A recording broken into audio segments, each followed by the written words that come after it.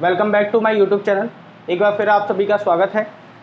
पिछले जो लेक्चर्स हमने पढ़े हैं उसमें विद्युत क्षेत्र के बारे में बहुत सारी हमने बातें कर ली थी। अब हम पढ़ेंगे विद्युत बल रेखाओं के बारे में। विद्युत बल रेखाएं क्या होती हैं, क्या इनका यूजेस है, इसके बारे में हम आगे पढ़ेंगे। तो इस लेक्चर में पहले तो विद्युत बल रेखाएं क्या होती हैं इसको परिभाषित किया गया है कि विद्युत बल रेखाएं क्या होती है। देखिए, हमने अभी तक जो पढ़ा है वो विद्युत क्षेत्र है। अब विद्युत क्षेत्र जो है वो दिखाई तो देता नहीं है ना। तो विद्युत क्षेत्र को प्रदर्शित करने के लिए हमें अगर स्टडी करनी है उसकी, तो उसको प्रदर्शित करने के लिए किसी ना किसी एक रूप में उसको मानना पड़ेगा। तो साइंटिस्टों ने क्या करा कि उसको किसी रेखाओं के रूप में मान लिया है। वो स्टैंडर्ड है, उसमें आप चेंज नहीं कर सकते कि क्या है क्या नहीं है, कि उसमें आप चेंज कर लो, उसमें ऐसा नहीं हो सकता। जैसा माना गया वैसे ही आपको इसको लेके चलना पड़ेगा। ठीक है। तो विद्युत बल रेखाएं क्या होती हैं कि वह काल्पनिक रेखाएं, यानी कि पहली चीज़ तो ये काल्पनिक है, ये वास्तविकता में नहीं दिखाई देती ना होती हैं। ठीक है, ये काल्पनिक है, ये हमने विद्युत क्षेत्र पढ़ने के लिए ही केवल इसको माना है। तो वह काल्पनिक रेखाएं जो किसी स्थान पर विद्युत क्षेत्र को प्रदर्शित करती हैं उसको हम क्या कहते हैं, विद्युत बल रेखाएं कहते हैं। ठीक है दोस्तों, तो एक बार डेफिनेशन आप इसकी नोट कर लीजिए कि वह काल्पनिक रेखाएं जो किसी स्थान पर विद्युत क्षेत्र को प्रदर्शित करती है उसे हम क्या कहते हैं, विद्युत बल रेखाएं कहते हैं। अब देखिए, इसको बनाते कैसे हैं। आपको जैसे क्या करना है कि अगर कहीं पे विद्युत क्षेत्र दिखाना है तो आप क्या करेंगे, वहाँ पे इस तरह से रेखाएं बना सकते हैं या आप इस तरह से रेखाएं बना सकते हैं। ये सब रेखाएं क्या कहलाएंगी, विद्युत बल रेखाएं कहलाएंगी। ठीक है, यानी कि यहाँ पे विद्युत क्षेत्र, अब देखिए ये समान दूरी पर है, वो असमान दूरी पर। इसका मतलब है कि यह नियत है, नियत विद्युत क्षेत्र को प्रदर्शित करती हैं, प्रदर्शित कर रही हैं। ठीक है, यानी कि इसका मतलब क्या है कि यहाँ पे जो ई है वो नियत है, फिक्स है ना, ई चेंज नहीं हो रहा है। समरूप विद्युत क्षेत्र भी कहते हैं इसको, यानी कि इसको कहते हैं समरूप विद्युत क्षेत्र। ठीक है, तो ऐसा क्षेत्र जहाँ पे आए जहाँ पे रेखाएं जो है समांतर हो, उस क्षेत्र को हम समरूप विद्युत क्षेत्र कहते हैं और उसको समांतर लाइनों से प्रदर्शित किया जाता है। अब अगर इस तरह की रेखाएं आ जाए कि इस तरह की रेखाएं हैं, यहाँ पे पास पास है और यहाँ दूर है, तो यह कहलाता है असमरूप विद्युत क्षेत्र। इसका मतलब है कि यहाँ पे विद्युत क्षेत्र कम है क्योंकि रेखाएं दूर दूर है और यहाँ पे विद्युत क्षेत्र ज़्यादा है। ठीक है, तो अगर मैं यहाँ पे लिख दूँ EA और यहाँ पे लिख दूँ B पॉइंट पे कोई EB, तो आप इससे लिख सकते हैं कि EA जो होगा वो EB से बड़ा होगा, क्योंकि यहाँ पे जो घनत्व है विद्युत बल रेखाओं का वो ज़्यादा है और यहाँ पे जो घनत्व है वो कम है, क्योंकि ये दूर दूर हो गई। तो A पॉइंट ये रहा आपका, A पॉइंट और B पॉइंट के बीच में विद्युत क्षेत्र में क्या फ़र्क है, तो यहाँ पे जो विद्युत क्षेत्र है वो कम है और यहाँ पे विद्युत क्षेत्र ज़्यादा है। ठीक है, तो ऐसे विद्युत क्षेत्र को हम क्या कहते हैं, असमरूप विद्युत क्षेत्र। और इसको प्रदर्शित करने के लिए हम क्या करते हैं कि विद्युत बल रेखाएं की मदद लेते हैं। ठीक है दोस्तों, इसके कुछ गुणधर्म हैं जो आपको याद करके आने एग्जाम में पूछ लिए जाते हैं, इसके 4-5 पॉइंट गुणधर्म के। तो पहले आप इसको नोट करें, फिर हम आगे बढ़ते हैं विद्युत बल रेखाओं के गुणधर्म, एक एक गुणधर्म को अच्छे से समझेंगे।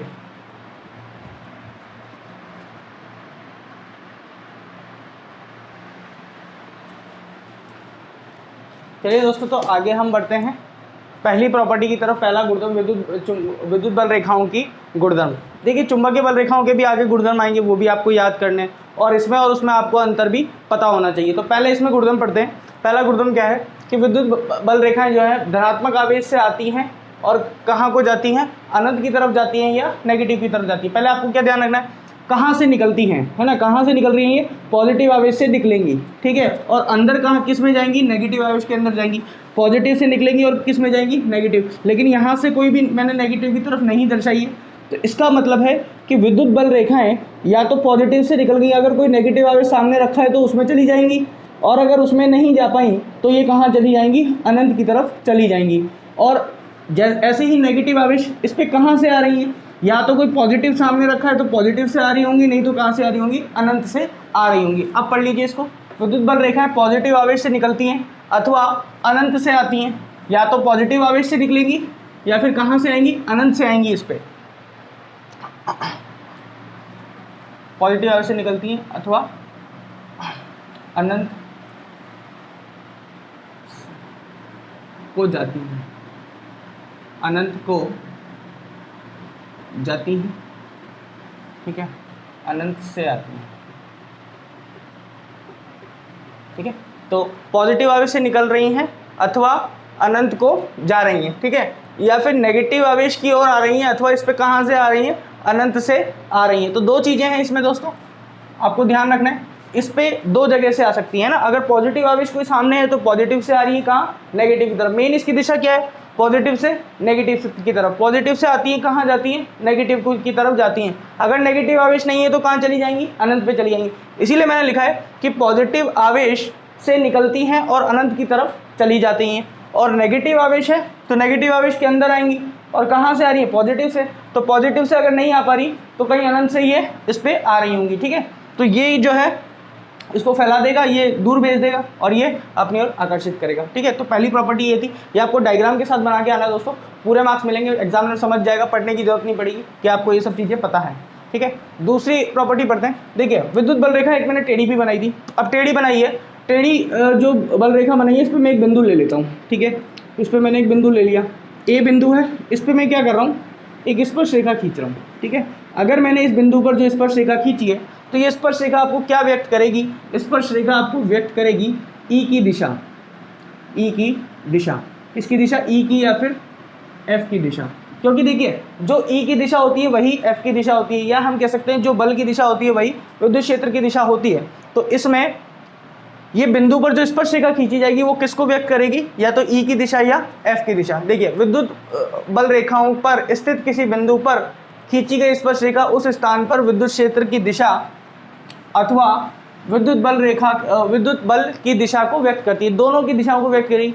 देखिए चुंबकीय बल रेखाओं में ऐसा नहीं होगा दोस्तों, है ना, वहाँ थोड़ी सी प्रॉपर्टी चेंज हो जाएगी, वो चुंबकीय क्षेत्र की दिशा तो प्रदर्शित करेगी लेकिन बल की दिशा प्रदर्शित नहीं करेगी। तो ये एक अंतर भी होता है किसमें, विद्युत बल रेखाओं चुंबकीय बल रेखाओं में। तो यहाँ पे ध्यान देखिए, प्रॉपर्टी आपको ध्यान रखनी है। एक मैंने अगर कोई बल रेखा बना ली ऐसे और यहाँ कोई बिंदु ले लिया तो इसकी दिशा क्या होगी, विद्युत क्षेत्र की दिशा ये होगी। तो बेसिकली इसको क्या काम में लेते हैं, इसको विद्युत क्षेत्र की दिशा प्रदर्शित करने के काम में लेते हैं। तो आपको ये भी डायग्राम बनाना है और ये स्टेटमेंट लिखना है, तो आप इसको नोट करिए, फिर आप अगली प्रॉपर्टी की तरफ चलते हैं।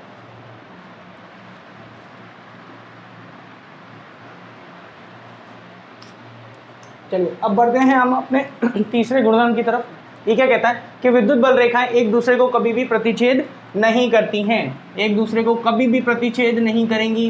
यदि ऐसा करेंगी तो उस स्थान पर विद्युत क्षेत्र की दो दिशाएं हो जाएंगी। देखिए मैंने आपको बताया था कि विद्युत क्षेत्र की दिशा को ये प्रदर्शित करती है, अगर ये दोनों एक दूसरे को प्रतिच्छेद करेंगी तो उस स्थान पर विद्युत क्षेत्र की दो दिशाएं व्यक्त करेगी, जो कि संभव नहीं है। अब देखिए कैसे, इसको आपको डायग्राम बना के आना है कि मान लीजिए कि एक विद्युत बल रेखा है, इसका कोई पॉइंट है, ठीक है, और यहीं पे दूसरी बल रेखा जा रही है। तो अगर मैं स्पर्श रेखा खींचूं तो इसके हिसाब से विद्युत क्षेत्र ये हो गया, क्योंकि स्पर्श रेखा ऐसे जा रही है, और इसके हिसाब से मुझे क्या करना पड़ेगा, ये विद्युत क्षेत्र की दिशा व्यक्त करनी पड़ेगी। तो इसमें दो दिशाएं आ रही है, एक तो E1 और एक E2। E1 किसके हिसाब से, इसके हिसाब से, और E2 किसके हिसाब से, इस वाली बल रेखा के हिसाब से, ठीक है। अगर ऐसा होगा कि ये काट रही हैं तो यहाँ पे दो विद्युत क्षेत्र की दिशाएं आएंगी, एक E1 और एक E2। तो ऐसा संभव नहीं होता दोस्तों कि अगर ये एक दूसरे को काटेंगी तो दो दिशाएं व्यक्त करेगी, जैसा संभव नहीं है, क्योंकि ये एक ही दिशा व्यक्त करेगी, इसलिए विद्युत बल रेखाएं कभी भी एक दूसरे को नहीं काटती हैं। तो ये स्टेटमेंट आपको ध्यान रखना मोस्ट इंपॉर्टेंट है, विद्युत बल रेखाएं एक दूसरे को कभी प्रतिच्छेद नहीं करती हैं। यदि ऐसा करेंगी तो उस स्थान पर विद्युत क्षेत्र की दो दिशाएं व्यक्त करेगी, जो कि संभव नहीं है, ठीक है। आगे बढ़ते हैं हम चौथे गुणधर्म की तरफ। विद्युत बल रेखाओं पर स्थित किसी बिंदु पर स्पर्श रेखा कुल विद्युत क्षेत्र को प्रदर्शित करती है। देखिए ये जो स्पर्श रेखा है ये किसको प्रदर्शित कर रही है, कुल विद्युत क्षेत्र को। मैं उसका भी डायग्राम बना देता हूँ, कुल विद्युत क्षेत्र। अब कुल विद्युत क्षेत्र दो तो हो नहीं सकते हैं, है ना, परिणामी इधर आ जाएगा, फिर एक और ले लोगे तो परिणामी इधर आ जाएगा, लेकिन ऐसा नहीं होता है ना। ये क्या करेगी, किसी स्थान पर दो विद्युत क्षेत्र को, किसी स्थान पर विद्युत क्षेत्र की तीव्रता की कुल मात्रा को प्रदर्शित करेगी। जैसे मान लीजिए प्लस क्यू है और एक माइनस क्यू है, ठीक है। अगर मैं यहाँ पे कहीं विद्युत क्षेत्र निकालना चाहूँ किसी पॉइंट ए पर, तो इसके हिसाब से विद्युत क्षेत्र जो आएगा वो इस तरफ आएगा E1, और इसके हिसाब से जो विद्युत क्षेत्र आएगा, देखिए कंफ्यूज मत होना, मैंने विद्युत बल रेखाएं नहीं बनाई या E2 सॉरी, इसके हिसाब से विद्युत क्षेत्र नीचे आएगा, ठीक है। इसके हिसाब से E1 जो है वो ऊपर आया है, और इसके हिसाब से E2 ये अपनी ओर आकर्षित करेगा, क्योंकि E2 नीचे आ जाएगा, ठीक है। तो ये गया E1 और ये गया E2, तो मैं कौन सी दिशा लूँ? तो मैं आपको बता देता हूँ, ये जो दिशा आएगी वो परिणामी की आएगी, यानी कि E कुल को प्रदर्शित करेगी, है ना। तो विद्युत बल रेखाएं जो है मैंने आपको बताया प्लस से कहाँ जाती हैं, माइनस की तरफ जाती हैं। तो ये विद्युत बल रेखा ऐसी बनेगी जिस पे ये कोई स्पर्श रेखा है, वो कुल विद्युत क्षेत्र को व्यक्त कर रही है। तो ये प्लस का क्यू और ये माइनस का क्यू, और इस बिंदु पर क्या प्रदर्शित हो रहा है? कुल विद्युत क्षेत्र प्रदर्शित हो रहा है। तो यही कहा गया विद्युत बल रेखा पर स्थित किसी बिंदु पर स्पर्श रेखा कुल विद्युत क्षेत्र को प्रदर्शित करती है, ठीक है। तो आप ये भी डायग्राम बना के आइए, आई होप कि आपको अच्छे मार्क्स मिलेंगे इसमें। डायग्राम बना के आएंगे, एग्जाम में समझ जाएगा कि आपको सब कुछ इसके बारे में जानकारी है, ठीक है। नोट कीजिए इसको, फिर हम आगे बढ़ते हैं नेक्स्ट पॉइंट की तरफ।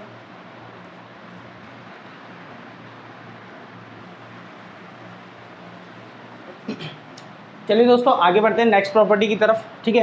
नेक्स्ट प्रॉपर्टी क्या कहती है कि विद्युत बल रेखाएं कभी भी बंद लूप का निर्माण नहीं करेंगी, बंद लूप का निर्माण नहीं करेंगी। क्यों नहीं करेंगी? क्योंकि ये विद्युत बल जो है एक संरक्षी बल है। अब इसको समझते हैं कि क्या कहना चाह रहा है। देखिए, अगर इसके दो कारण है ना।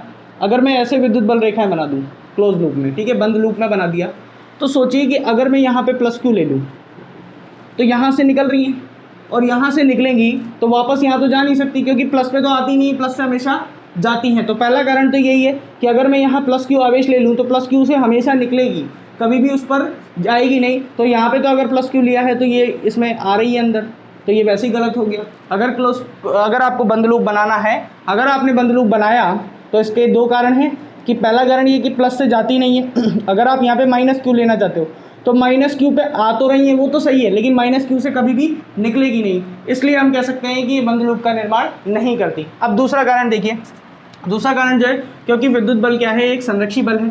अब संरक्षी बल जो होता है उसमें जो कार्य होता है बंद लूप में, कार्य बंद लूप में किया गया कार्य किसके लिए? संरक्षी बलों के लिए। वो कितना होता है? जीरो होता है ना। संरक्षी बलों के लिए बंद लूप में किया गया कार्य कितना होता है? जीरो।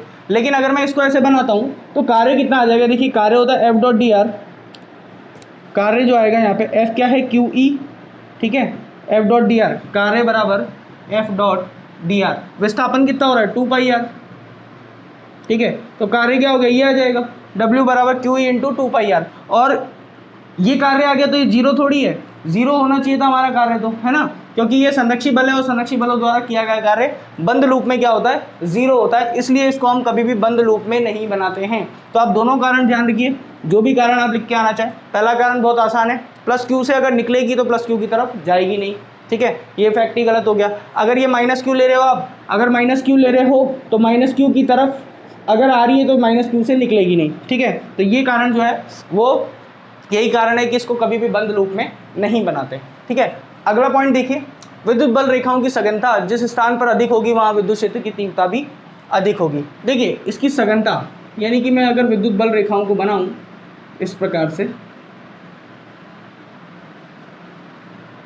ऐसे, ठीक है, तो आपको दिख रहा होगा ये मान लीजिए ए पॉइंट है और ये बी पॉइंट है, ये पे पहले भी डिस्कस कर चुका हूँ।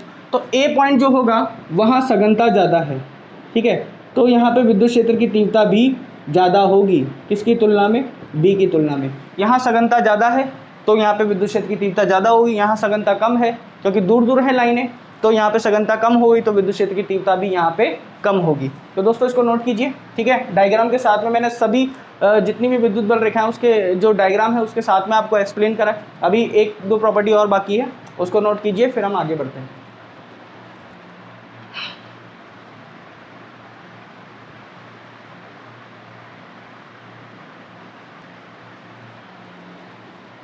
चलिए दोस्तों, लास्ट प्रॉपर्टी की तरफ हम पढ़ते हैं। तो ये क्या कह रहा है? विद्युत बल रेखाओं की संख्या समानुपाती होती है आवेश का परिमाण के। देखिए, अभी आपको मैंने बताया कि प्लस से निकलती है, तो अगर मैं 2 कूलाम आवेश लूँ और मैं कहूँ कि इससे 4 लाइनें निकल रही हैं, कितने से? 2 कूलाम से, है ना। कितने कूलाम से कितनी भी निकल सकती है पहली चीज़ तो। लेकिन अगर आपने माना है कि 2 कूलाम से 4 लाइनें निकल रही हैं तो 8 कूलाम से ये 4 रेखाएं,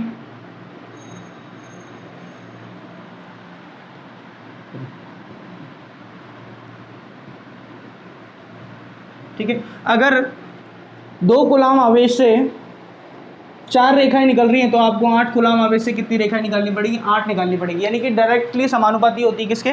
आवेश के परिमाण के, है ना। अगर कोई बच्चा मान लेता है कि मैं 1 कूलम से 8 निकालूंगा या 1 कूलम से 10 निकालूंगा, तो 2 कूलम से फिर उसको 20 निकालनी पड़ेगी, ठीक है, सीधा सीधा समानुपाती है।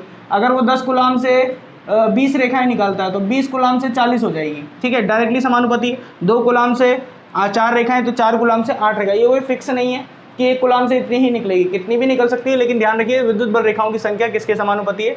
आवेश के परिमाण के समानुपाती। जैसे ही आपने आवेश डबल किया तो रेखाओं की संख्या भी आपको क्या करनी पड़ेगी? डबल करनी पड़ेगी, ठीक है। तो ये डायग्राम भी आप बना के आ सकते हैं, ठीक है। अब हम बढ़ते हैं इंपॉर्टेंट फैक्ट की तरफ कि कभी आपको विद्युत बल रेखाओं का डायग्राम बनाने को दे दिया जाए, अगर 2 आवेश पास पास में हैं, एक प्लस का है एक माइनस का है, तो आपको पता है कि ये गुणधर्म में नहीं है। पहली चीज़ तो ये इंपॉर्टेंट कुछ फैक्ट्स हैं, कुछ डायग्राम जो एनसीईआरटी में बने हुए हैं वो मैं आपको बता रहा हूँ। एक प्लस का क्यू और एक माइनस का क्यू, है ना। प्लस से आती है किस पे जाती है? नेगेटिव की तरफ जाती है। तो देखिए, और प्लस से अनंत की तरफ भी जाती है, तो ये अनंत की तरफ जा रही है और कुछ कहाँ जा रही है?